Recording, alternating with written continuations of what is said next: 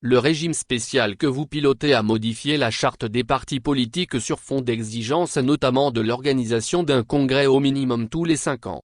Les effets positifs de cette modification se font déjà ressentir sur la pléthore des partis politiques claniques qui dénaturent le paysage politique jadis joli du Togo.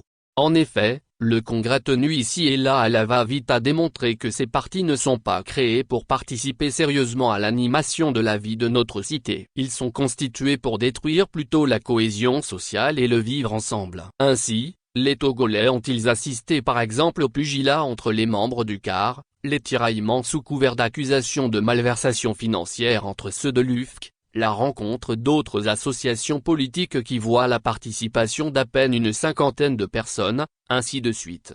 Ces différentes situations ne sont que l'arbre qui cache la forêt touffue du mode de fonctionnement de ces groupes politiques que nous pouvons qualifier dorénavant de sectes qui endoctrinent partisans, sympathisants et qui montent nos paisibles concitoyens les uns contre les autres.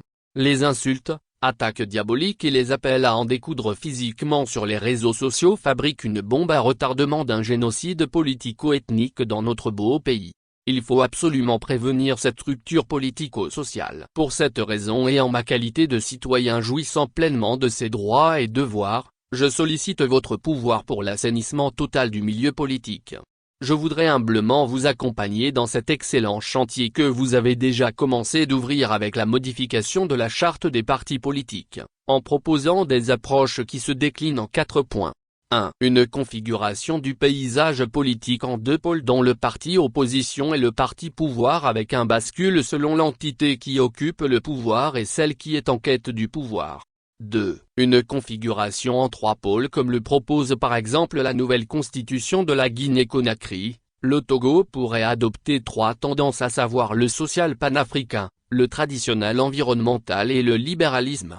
3. Une configuration en un pôle et qui est animée par une représentation fédéraliste. Nous aurons ainsi un fédéralisme panafricain représenté par un pouvoir central et un mouvement politique ou citoyen dans chaque région. 4. Un code professionnel surtout d'éthique rigoureux qui fonde la création et la conduite des entités politiques. La trajectoire politique de notre pays depuis la lutte des indépendances jusqu'au jour d'aujourd'hui, en passant naturellement par les années du vent de l'Est, démontre clairement que le multipartisme pléthorique n'est pas adapté à notre société.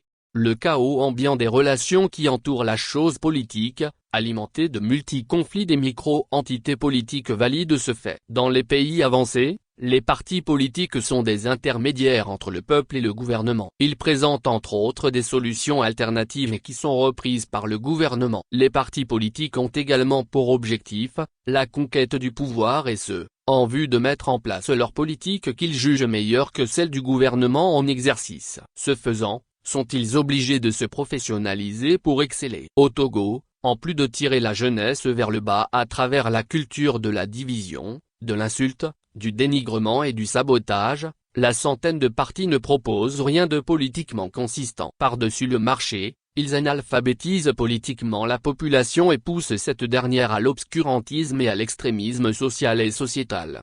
Mon appel à la refondation en profondeur des partis politiques fait donc sens au vu de ces exemples cruciaux donnés. Je compte Excellence, sur toute votre hauteur pour répondre à l'urgence de la présente lettre ouverte.